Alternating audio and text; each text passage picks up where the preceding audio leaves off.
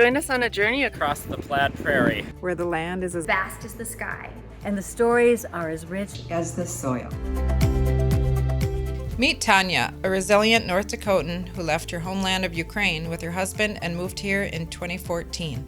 They left behind most of their possessions and nearly all of their family members. In this episode, Tanya shares her experiences of learning English and adapting to life on the Great Plains. She talks about her nephew's wife, who, after losing her husband in Russia's current-day war on Ukraine, left her 3-year-old child with family to fight on the front lines in defense of her country. Tanya discusses Ukrainian traditions and what she misses about her homeland, and recalls her grandmother's stories about the Holodomor in the 1930s when Joseph Stalin starved millions of Ukrainian and German people. Despite some of the challenges life in North Dakota has presented, she's found happiness in simpler things, including wide open skies. Tell me about where you grew up. I grew up in Ukraine, in Kyiv. It's the capital, Ukraine. How big of a city is that? It's a 4 million people. When did you move to North Dakota? I moved to North Dakota 2014. We came to here, I and my husband, because we have oldest daughter here. Oh, okay. She used to live here and she has kids, so we came for her, for our grandkids. But she not live anymore here, so they moved. What do you think of North Dakota? How is it? It's a very different, and I like it a lot. I mean, it's very quiet and it's more safety. And usually my life was so fast in capital, but here I have time when I drive into work, I can see sky, I can see a lot of beautiful birds here. So my life is different. I can enjoy around a little bit. What other ways is it different? It's culturally different, usually we used to do, we used to keep conversation with people all life. It's different here. And sometimes I feel probably it will be too rude what we used to do in my country, So first time I was very, very careful because I don't want to hurt people. But, sometimes it's hard to understand because what usually in my country, it's not usually here. Well, are you saying the way you would say things to people, or what was different? Different how you can talk to these people, different how you can make friendship, relation, Okay. Everything is how you can do with your neighbor, everything is so different. What has it been like to meet people here? It's so hard to explain. Maybe it's different because I was born in big city and you have to be careful. You can't trust so much people. Usually we don't ask many questions like people doing here. Okay, where are you working and about your family and everything. We usually don't ask this question. Sure. And I suppose that would be comparable to a big city in the U.S. People just have a different...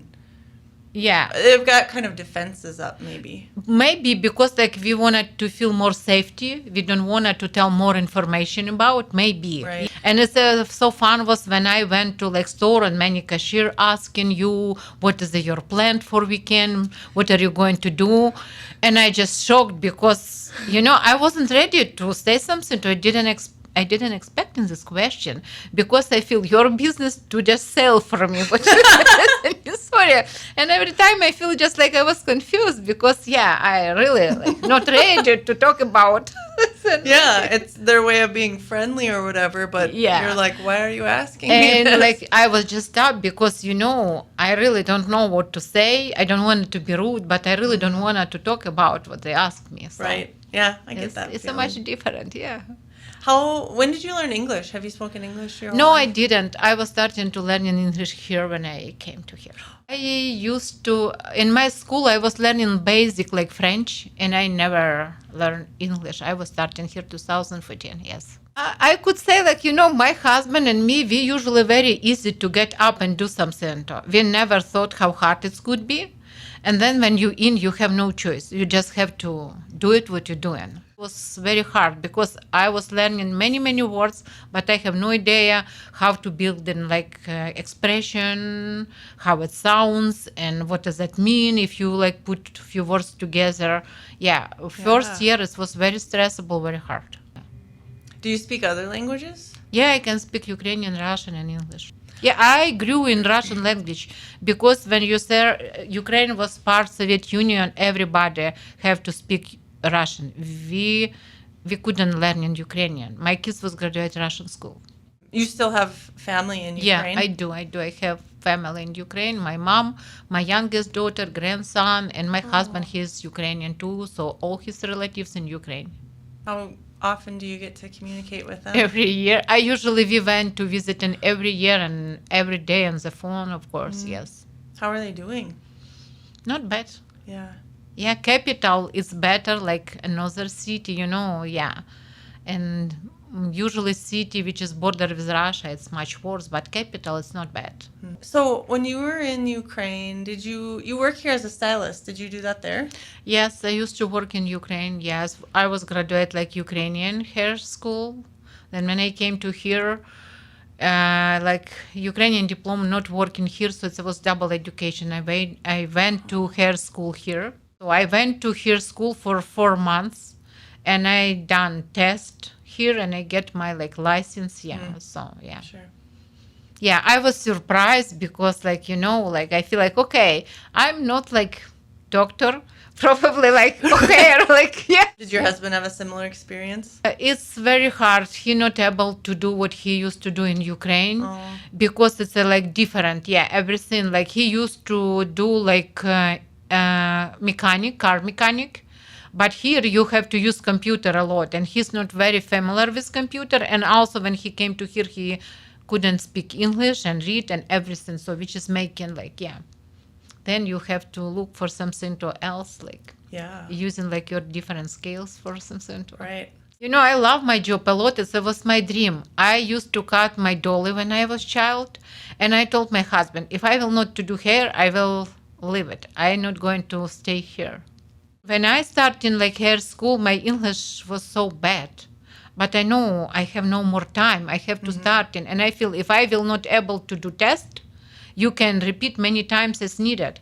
So I was feel okay, probably I will be go to like get like educated, then I can do tests many times like needed. But yeah, I passed my test first time. Good job. Yeah, I mean that's amazing. Yeah.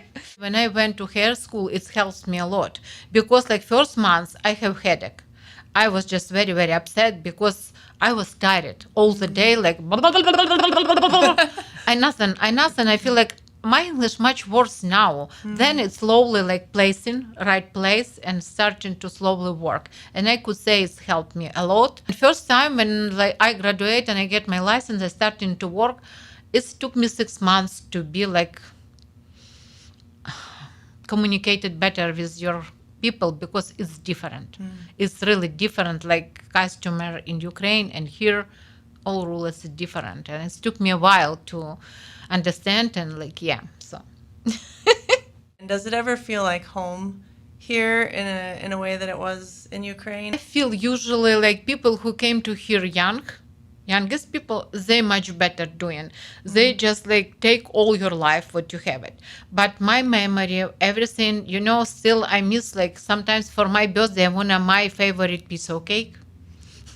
It sounds so funny, but it's still, I like it like bread. And sometimes I feel I need this piece of cake. It will help me making my day better. People who was youngest, they came to here and they grew and they get experience and they catch everything that you have here. But like your life, like your most old life in your back, sometimes. But yeah, I could say, something to is much better, something to it still I can handle it. Yeah, it's like one day like this one, jumping down. So. Tell me about the birthday cake. Oh, okay. So what I was noticed, like mostly your bakery, they just use so many frozen. At Ukraine, each bakery, they just making everything is fresh. And of course, it's a different taste. Fresh fruits, fresh, like everything. They just baking, working. So it's really like much different. Yeah. Sometimes when I do like, like reading your ingredients, and I just say, I don't know what is that. I don't know when I eat it. Yeah. Yeah, are there things you wish you could get and you can't in terms of baking and cooking? Or I usually bake myself because, yeah, something is like, yeah, I can buy it some, but what, like, yeah, really, like, usually Ukraine, when you read, okay, this is case is like some like sour cream, chocolate, fresh berry, blah, blah, blah, sugar. And when you starting to read and it's, I don't know what this word means. What is that? Where is the like chocolate? Where is the like sour cream? Where's Of course, I have some favorite food here now. Yeah, I do. Yeah. Like what? I like it like more chocolate cake. Yeah, and yeah, sometimes you can buy and it's like ice cream cake, some stuff like Those that. are great. Yeah. What do you cook at home? Mostly Ukrainian food.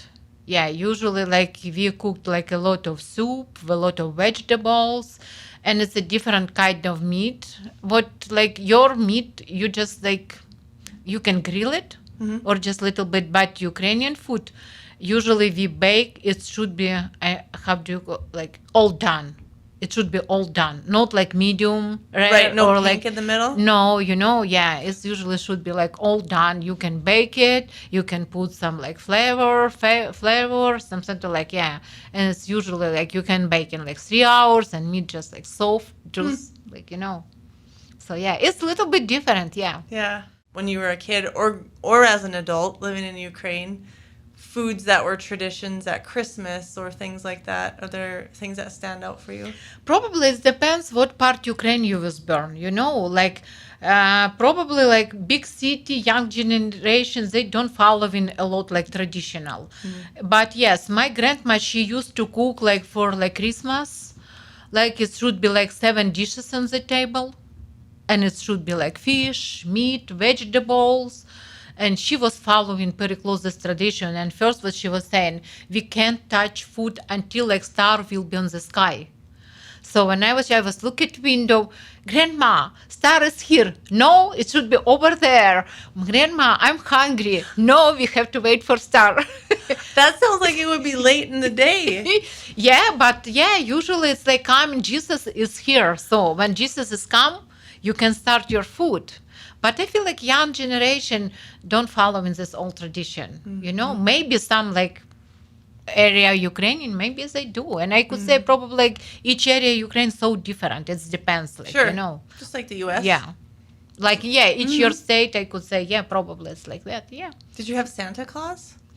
But we call not Santa Claus. Probably very close, it will say like we have like Holy Nicol, who bring in like gifts kids, who support kids. Yeah, but it's like not Santa Claus. I mean, probably it's the similar, yeah. But like, I know it's so interesting, yeah. Mm-hmm. That especially, I mean, I've heard that name Nicholas is kind of the root of the whole of Santa Claus too. Yeah. Stockings? Did you do stockings? Was that a part of that? No. Did you see Santa, or was he sneaky like he is here? Probably he's sneaking yeah. And usually like parents left like gift for kids like under the Christmas tree, and it says like from Nicol, like So we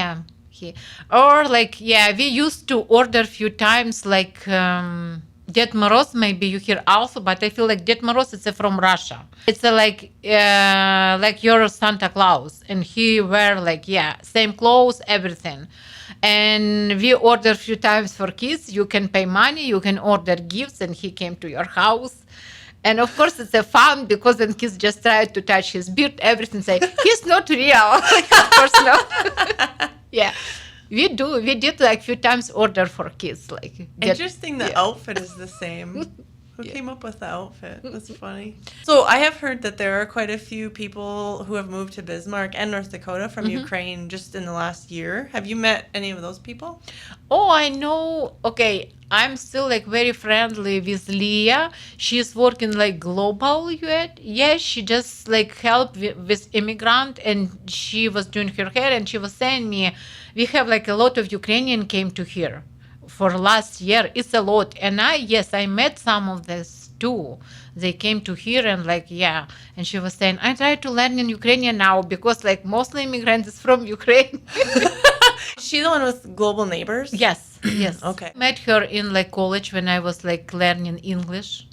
She Okay. she used to work. Then she took like some off time because she has 3 kids, and she say, I don't have time for my kids. I'm done. Then like she say me, Tanya, I'm back again. I say, good. Like, yeah. She say, my kids a little bit grow up and I have a little bit time because she loves her job. Yeah. Working with migration and helps. Yeah. So I imagine a lot of those people were in the same boat as you in terms of no English and maybe having to start over with figuring out what they're going to do for work. And you don't have any translator. I know, like Leah asked me sometimes to help people because she says, we have volunteers who can help people, but they don't speak and we don't understand. Can you came to translate, to making like sign in some like agreements with like people? And I know she has now like some Ukrainian people who help her with immigration too. Because, yeah, people who stay here for a while, for a little bit, they can speak, they can translate and help, like, yeah. Know some people who came to because they have some kids here, and it's a mostly like more like older people, and said, I like it a lot, but I miss, no matter is it war or not, I'm going to back Ukraine. I met many people like that, and mostly it's like I say oldest people because youngest feel very comfortable, and oldest people they say, I miss, I wanna to back, I wanna like, yeah. So if you like mostly your life spent in one area and have so many things, Right. like, yeah. What was it like for you when you moved? We just took like few clothes and just like usually like we like, yeah, it was question when we like went to with volunteer, everybody was wondering, how did you came here? I say, we just took money and came to here. It doesn't make much sense to bring a lot of stuff, but of course no. there's personal you belongings will want. be paid so much money if you have to like transfer all your stuff. For this money you can buy something too. And I was noticed I don't need so much like before. I feel like for my happy life I just need just a little bit because like if you have a lot you have to take care of it, you have to clean a lot, but if you have just very very like important thing for you, you're much freer. Do you have other pets at your house? No, I would love, but we back to Ukraine every year, and it's so hard to leave your baby. It's Yes. baby forever. Now it's take us like 2-3 days to get in and back, because like flights not flying to Ukraine, so you have to fly to Europe, then take bus or train. When was the last time you were there? Last August. I just have the perception that a person wouldn't even travel there right now. You can fly to Poland and take a bus and cross the border or train. Yeah. Were you scared? No.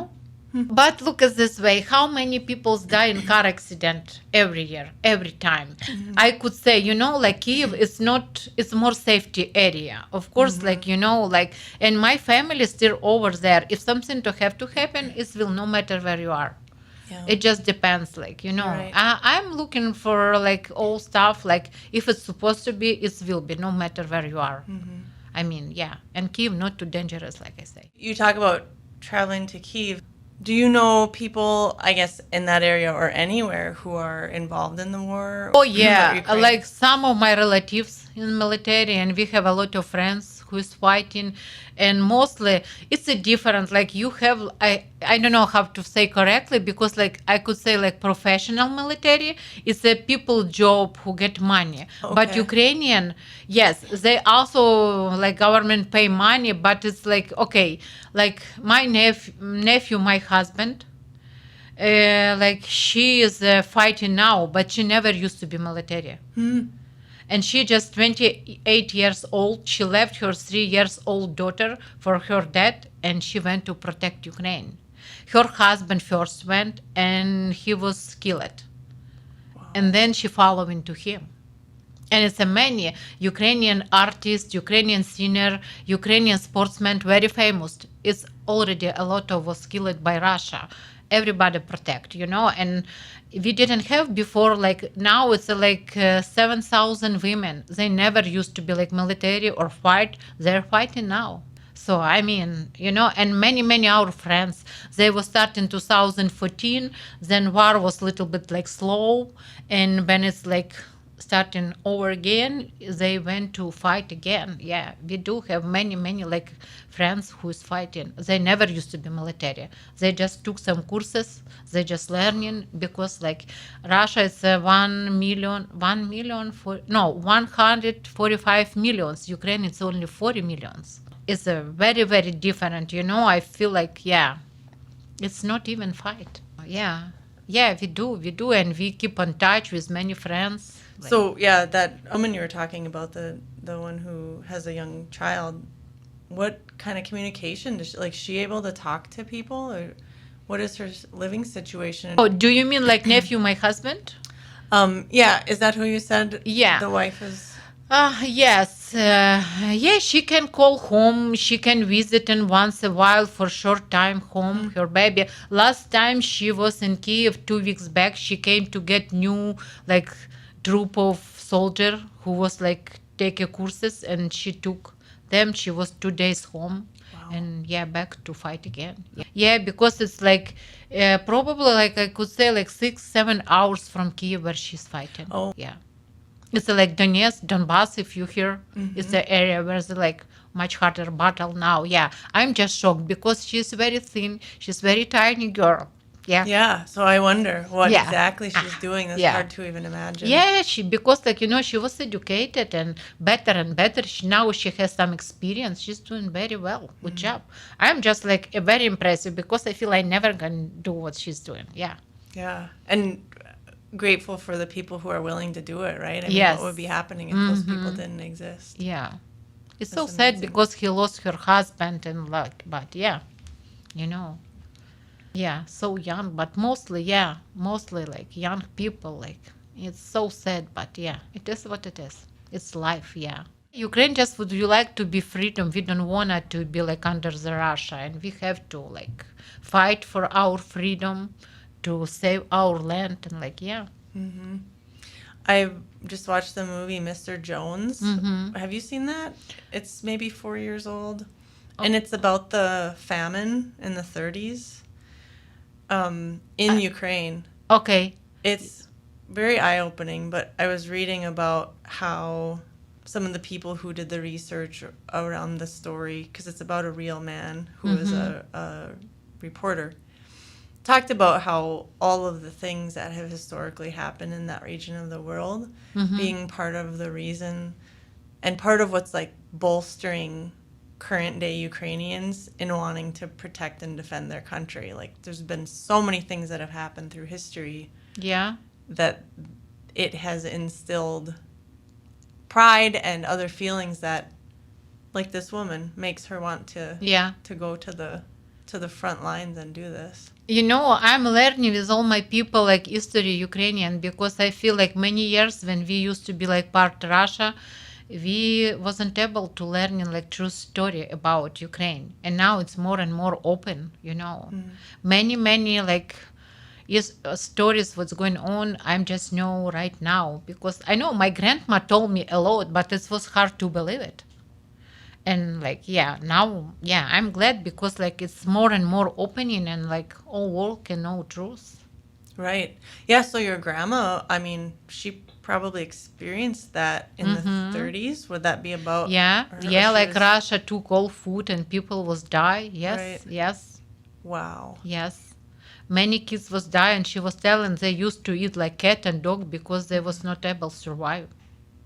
It was just like, it was hard to believe it when people were saying, I feel like, grandma, it's too much, just stop it. But now I understand, now I can see it, One my customer from Ukraine, and we never talked with her, but like some days she was telling me her family was very rich, and like her grandma was just 16 or 15 when Russia moved her family to Sibir. And like her grandmother has sister who was pregnant, she died because it was long way. And when family reached to Sibir, like 50% people was die. But her grandma grows, and she's saying like, my grandma told me always, you are Ukrainian, you have to back to Ukraine. Wow. And she came to Ukraine, and she used to be my customer. She's from Ukraine, and she was telling me this scary story. Like, I was just, it's Those people who were sent to Siberia walked there, right? yes, For a very horses or long time. walking or like, it was just like that. Yeah, and they came to Siberia. They has nothing, no houses, nothing. They just was digging ground to like building like hole, and they used to live in the like hole inside ground. Oh my goodness. It's like was nothing. They just was building, and sometimes they have no shovel, nothing. They just have hands and working hardly. So her grandma was there. Yeah. I wonder, like, at what point the family came back to Ukraine that she lived there. I don't think like many family was able to back, because like you see her grandma was married over there. She burned her mom, and like, and her mom and grandma told her, you are Ukrainian, you have to back to Ukraine. But her parents still, like, I don't know if they're still alive or not, but they was in Siberia. She just came to here. Wow. Yeah, in Ukraine back. Yeah. And I feel like, many people not open to tell truth, to tell the story. It's just like, because like, I don't know, sometimes people like, it's hard to believe on the story, and like many family, I mean, it's not only from Ukraine, many people was moved to Siberia, and I don't know, because like maybe some her friends, they know why she have to tell me this one, I don't know, one day she was just saying, Tanya, do you know, I just wanted to tell you something too. Like, my grandparents from Ukraine, there was rich people, and Russia took all the houses, everything, and they just moved them to Siberia, and they has kids, and like 2 kids die, one pregnant daughter, but her grandma, she survived. She was like, and I feel some Germany passed same way too. What's that? Some Germany Oh, yes. passed same way too in Russia too. Because some of my customers here from Bismarck, they from like Germany to Russia, then Ukraine. Yes. And like few my customers, they was asking me a lot because their grandparents passed same way. It's why they decided to leave Russia, to move to Odessa, Ukraine, and get to United States. And their story was so scary too. Yeah, it wasn't easy. No, it was like very close what like Ukrainian had. That's my family history. Yeah. I'm so impressed with you Oh, and thank moving you. here. I just picture myself in your shoes, and I don't know if I'd be brave enough to do it, but it's amazing, and I'm glad you're a part of our Oh, community. thank you. Sometimes you're just doing something, you don't know what you can get. And like, okay, it just like, but I feel like I'm not brave anymore. I'm done. It's all my experience. You burned up all I that have braveness? enough. I have enough. What? But I like it. My life is colorful. We had a lot, and I'm so happy. Yeah.